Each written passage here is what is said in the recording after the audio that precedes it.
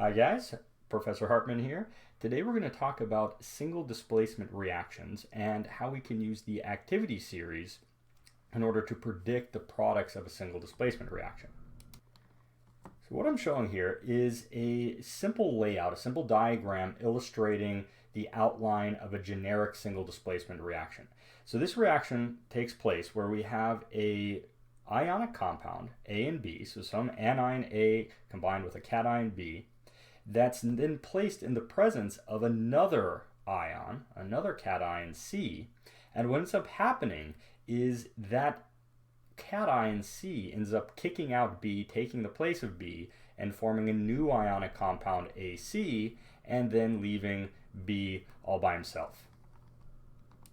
So the basic problem that we need to solve in predicting the products of a single displacement reaction is really answering the question of which compound, B or C, is going to end up being paired with A. Okay, so in order to understand this and hopefully help you guys remember it, I want to essentially map this single displacement process onto a little dating game.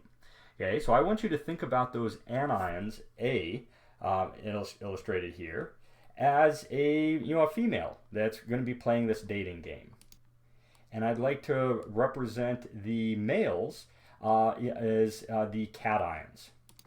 And for our purposes, we're really going to be looking at metals. So basically, we have an anion playing this dating game, and she's given a choice of either ending up with the cation B or the cation C. And she's obviously going to make this decision based on, which one of these cations she finds more attractive. Okay, so if we set up this reaction and we look at two different cations here, we've got the first cation and the second cation. Basically, we have a scenario where the anion comes up, she gets to know the first cation B, and gets to know the second cation C, because he's present there as well. And what ends up happening is that anion ends up picking C, right, the second cation. Okay, so basically our anion here is determined that she finds cation C more attractive. Okay, now we're going to call, if we look at the attributes of this cation C, right, obviously, he's been working out quite a bit. He looks to be much more active than that cation over here, B. Okay? So we say that cation C is more active than cation B, and as a result, that more active cation ends up with the girl, or with the anion in this analogy. Okay, so to make the mapping back to chemistry nice and clear here, we're basically saying, all right, we've got some anion here represented in red, and we've got our cations here represented in blue. These are going to be our metals. And then what we end up building up is a ranking for which one of those cation metals are going to be deemed more attractive by our anion. In other words, which ones are going to be more active. Okay, and so the list right here on the left hand side of the screen basically lays out all of the common cations, all the common metals that we're going to be seeing in this class, and it ranks them going from the least active on the bottom down here all the way up to the most active at the very top. Okay, so in our analogy here, we saw that C is in fact the cation that ended up with the anion, and as a result we are going to determine that, or we are going to conclude rather, that C is in fact more active than B, so it would show up higher up on this list. Okay, so then to map this onto an actual chemistry example here, let's look at the reaction involving silver nitrate, AgNO3, with copper solid. Okay, so basically a priori, we want to be able to determine, based only on this activity series, whether or not this reaction is going to occur where copper is going to end up with the nitrate anion, and then silver will be over here all by himself.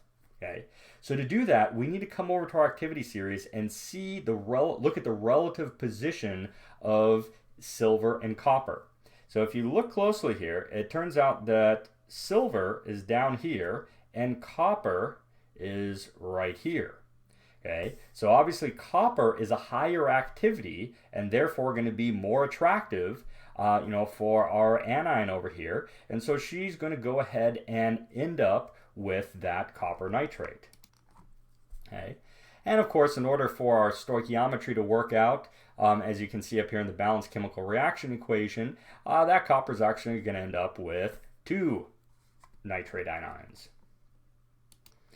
Okay, so this is the general procedure that we're going to follow for any chemical reaction.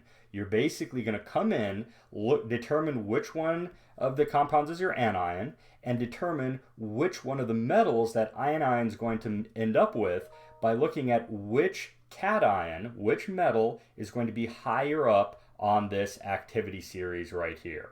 And the anion, or the cation that's higher up on the activity series, is the cation that ends up, getting the girl at the end of the day. And so if we look at this in solution, just to highlight what's happening here, basically in the example presented, we introduced copper, right? So in a solid form, so we could say, put some copper wire in there, illustrated right there. And we have a silver nitrate solution. So dissolved silver and Ag plus and NO3 minus floating around in there. And here's a little zoomed in view of what's going on in solution.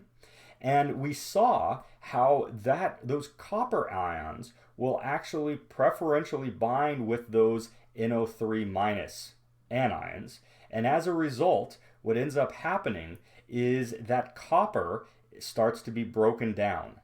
And you'll end up forming copper nitrate that will then be, forming an aqueous solution there. So copper and nitrate ions floating around.